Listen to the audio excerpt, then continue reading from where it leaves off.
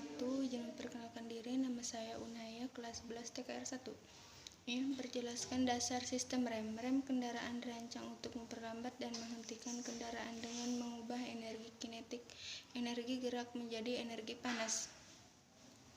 Kampas rem menekan tromol cakram sehingga menimbulkan gesekan yang menghasilkan energi panas. Intensitas panas sebanding dengan bobot dan kecepatan kendaraan. 1. Prinsip gesekan. Gesekan adalah perlawanan terhadap gesekan yang dihasilkan dari dua benda yang bergerak atau bergesekan atau sama lain. Ada dua jenis gesekan, kinetik dan statis. Gesekan kinetik terjadi antara dua benda, salah satunya bergerak. Gesekan kinetik selalu menghasilkan panas. Semakin banyak gesekan kinetik yang dihasilkan, semakin banyak pula panas yang dihasilkan. Sistem pengereman kendaraan menggunakan gesekan kinetik mengubah energi dari kendaraan yang bergerak menjadi panas. Gesekan statis terjadi antara dua benda yang diam. Sistem pengereman kendaraan menggunakan gerakan statis untuk menahan kendaraan ketika sedang diparkir. Gesekan statis tidak menghasilkan panas benda antara lain. Kekasaran permukaan dua benda, semakin kasar permukaan suatu benda semakin banyak gesekan yang dihasilkan. Permukaan yang sangat kasar membuat gesekan menjadi besar, tetapi permukaan kasar juga mengakibatkan permukaan gesekan akibat cepat aus. B. Tekanan. Semakin besar tekanan pada suatu benda, semakin banyak gesekan yang dihasilkan. Oleh karena itu, semakin besar tekanan yang diterapkan untuk rem dengan semua faktor lain sama, maka semakin besar gaya rem yang dihasilkan. C. Jumlah bidang gesek. Semakin besar jumlah bidang kontak bersama antara dua benda, semakin besar jumlah gesekan yang dihasilkan. Sistem kendaraan pengereman. Kendaraan menggunakan bidang kontrak sebesar mungkin. Semakin besar bidang kontrak dari sepatu rem atau pad, semakin berkurang panas yang dihasilkan pada sepatu rem atau pad. Semakin sedikit panas, kemungkinan rem lebih efisien. Panas dan bidang gesek rem brak linggis. Permukaan gesekan kampas rem adalah sangat penting. Kampas rem menghasilkan gesekan langsung pada permukaan gesekan lain, baik rem tromol atau cakram. Kampas rem dan materi bidang gesek rem harus memiliki karakteristik khusus, antara lain: rem tromol atau cakram harus dapat membuang panas dengan mudah, menahan bentuknya di bawah panas yang sangat tinggi, menahan perubahan suhu yang cepat, menahan kebengkokan dan distorsi. Oleh karena itu, tromol dan cakram biasanya terbuat dari besi atau baja. Dikombinasikan dengan aluminium, kampas rem harus lebih lembut daripada tromol atau cakram.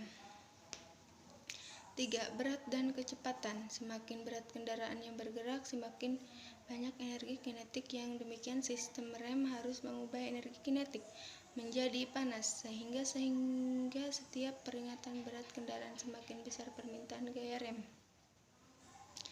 Karena itu, rem pada kendaraan kelebihan beban menjadi tidak efektif karena terlalu panas. Ketika kecepatan kendaraan meningkat, rem harus mengkonversi 4 kali jumlah energi kinetik menjadi panas, sehingga sangat meningkat permintaan gaya rem.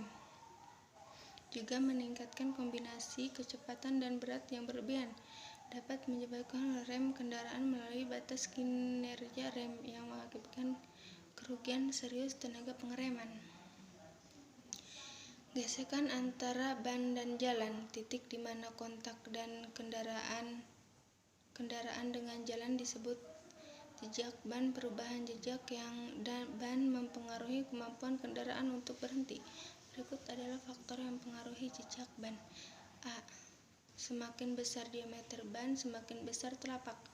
Sebagai aturan umum bahwa semakin besar diameter ban diperlukan gaya rem yang lebih besar, dan semakin lebar ban juga diperlukan kekuatan pengereman lebih besar untuk menghentikan kendaraan.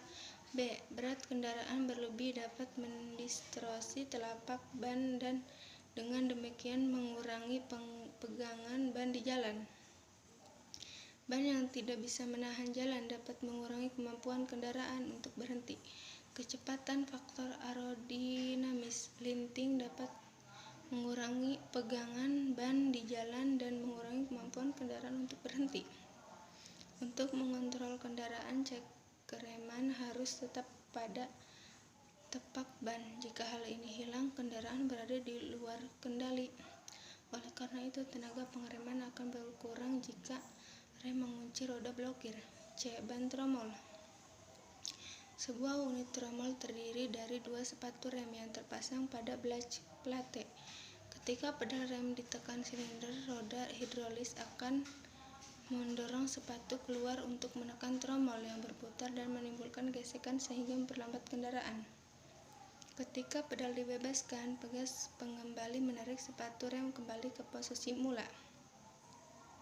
Secara umum, komponen rem tromol antara lain terdiri dari brak tromol, brak Schweidt, Fiction, linggis, sepatu rem, well cylinder, silinder roda 4, anchor 5, backing plate 6, spring pegas sepatu rem 7, return spring pegas pengembali 8, adjuster.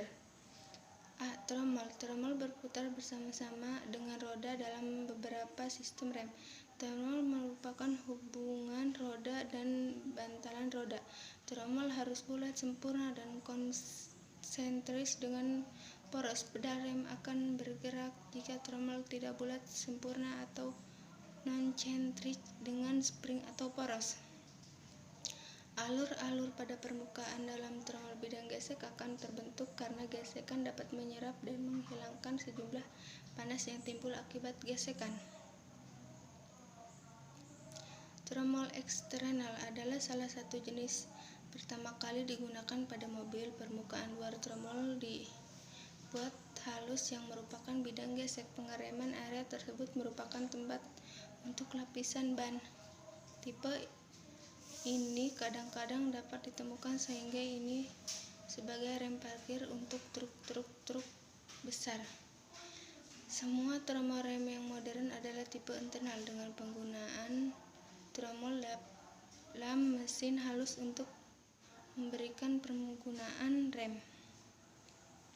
Hampir semua jenis logam dapat digunakan untuk membuat tromol dan banyak logam telah dicoba di masa lalu. Tromol rem diproduksi dalam 30 tahun terakhir. Assalamualaikum warahmatullahi wabarakatuh.